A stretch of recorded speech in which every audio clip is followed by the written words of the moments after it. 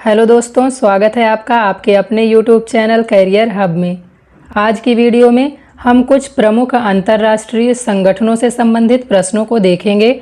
और देखिए, जितनी भी परीक्षाओं में जीके जीएस पूछा जाता है उन सभी परीक्षाओं में यहाँ से एक या दो प्रश्न जरूर पूछ लिए जाते हैं। तो आपको सभी प्रश्नों को ध्यान से अटेम्प्ट करना है। अगर आपको किसी प्रश्न का उत्तर नहीं पता है तो आपको डिटेल या व्याख्या जो इसकी दी गई है उसमें जो भी चीज़ें दी गई हैं उनको ठीक से याद कर लेना है, ताकि आगे अगर आपके पेपर में ये प्रश्न रिपीट हों या आगे अगर आपके पेपर में ये प्रश्न आए तो आपसे ये प्रश्न गलत ना हो, आप इनके ठीक ठीक आंसर दे पाएँ। तो चलिए शुरू करते हैं आज की वीडियो।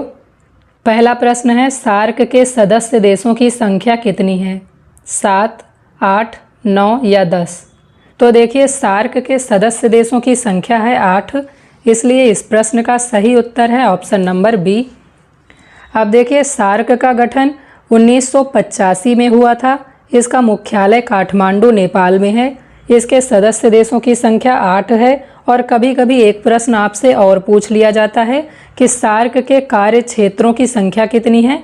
तो सार्क के सदस्य देशों की संख्या भी 8 है और सार्क के कार्य क्षेत्रों की संख्या भी 8 है। अब देखिए, सार्क के सदस्य देश आपको इस ट्रिक के माध्यम से याद रखना है। ट्रिक है एमबीबीएस पेन। एम से मालदीव, बी से बांग्लादेश, दूसरे बी से भूटान, एस से श्रीलंका, पी से पाकिस्तान, ए से अफगानिस्तान और आई से इंडिया यानी भारत और एन से नेपाल। तो इन सभी देशों को आपको याद रखना है। मालदीव, बांग्लादेश, भूटान, श्रीलंका, पाकिस्तान, अफगानिस्तान, भारत और नेपाल सार्क देशों में शामिल हैं और इन सभी देशों को आपको एमबीबीएस पेन ट्रिक से याद रखना है। दूसरा प्रश्न है, बिम्स्टेक का सदस्य नहीं है। कौन सा बिम्स्टेक का सदस्य नहीं है? मालदीव, श्रीलंका, भूटान या म्यांमार? तो देखिए, बिम्स्टेक का सदस्य इनमें से मालदीव नहीं है। मालदीव सार्क का सदस्य है लेकिन बिम्स्टेक का सदस्य नहीं है। अब आपसे कभी कभी बिम्स्टेक की फुल फॉर्म भी पूछ ली जाएगी, तो आपको याद रखना है। तो इसका फुल फॉर्म है Bay of Bengal Initiative for Multi Sectoral Technical and Economic Corporation. BIMSTEC का गठन हुआ था 1997 में। इसका मुख्यालय है बांग्लादेश की राजधानी ढाका में। इसके सदस्य देशों की संख्या है 7 और इसके कार्य क्षेत्रों की संख्या भी 7 है।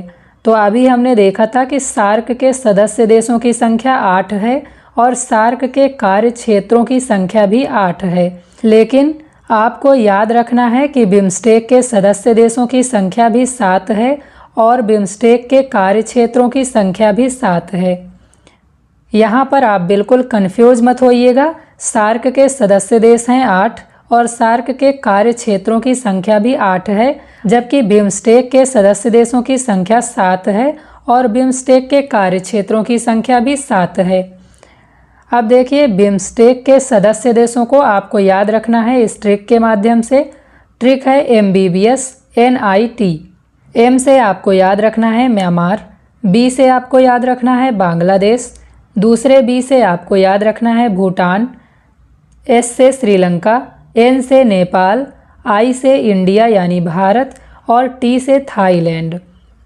और देखिए, यहाँ पर आपको एकदम क्लियर कट ये बात याद होनी चाहिए, अगर आपसे बिम्स्टेक के सदस्य देश पूछे जाएं तो आपको एम से म्यांमार याद रखना है, और अगर आपसे सार्क के सदस्य देश पूछे जाएं तो आपको वहाँ पर एम से मालदीव को याद रखना है।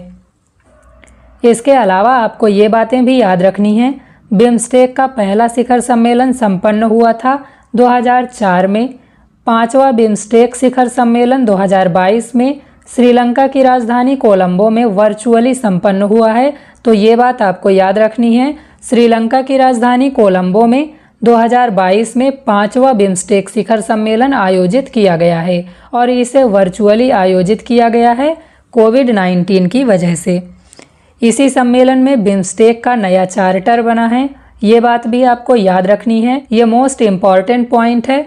आपको याद रखना है कि 5वें बिम्स्टेक शिखर सम्मेलन 2022 में बिम्स्टेक का नया चार्टर बना है और ये चार्टर लागू हुआ है 20 मई 2024 से। छठवां बिम्स्टेक शिखर सम्मेलन 2024 में थाईलैंड की राजधानी बैंकॉक में संपन्न हुआ है। ये बात भी आपको याद रखनी है। 2024 में बिम्स्टेक से संबंधित 2 अलग अलग कार्यक्रम हैं, बिम्स्टेक बिजनेस समिट और छठा बिम्स्टेक शिखर सम्मेलन। तो पहला बिम्स्टेक व्यापार शिखर सम्मेलन यानी बिम्स्टेक बिजनेस समिट 6 से 8 अगस्त 2024 तक नई दिल्ली यानी भारत में आयोजित किया जाएगा। तो आपको इसमें ये बात भी याद रखनी है कि पहला बिम्स्टेक व्यापार शिखर सम्मेलन 6 से 8 अगस्त 2024 तक नई दिल्ली यानी भारत में आयोजित किया जाएगा। तीसरा प्रश्न है यूएन यानी यूनाइटेड नेशंस की स्थापना कब हुई है? 1943 में, 1945 में, 1947 में या 1950 में? तो यूनाइटेड नेशंस की स्थापना हुई है 24 अक्टूबर 1945 को।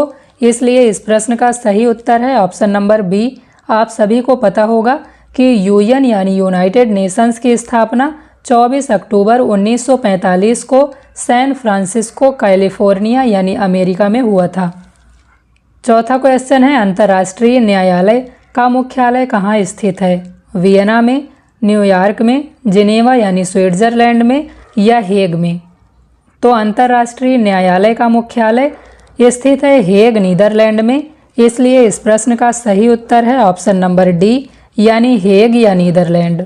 यहीं पर आपको ये बात भी याद रखनी है कि यूएन यानी संयुक्त राष्ट्र के अंतर्गत 6 प्रकार की संस्थाएं काम करती हैं, जिनमें से 5 संस्थाओं का मुख्यालय न्यूयॉर्क यानी अमेरिका में अवस्थित है, जबकि अंतर्राष्ट्रीय न्यायालय का मुख्यालय हेग यानी नीदरलैंड में अवस्थित है।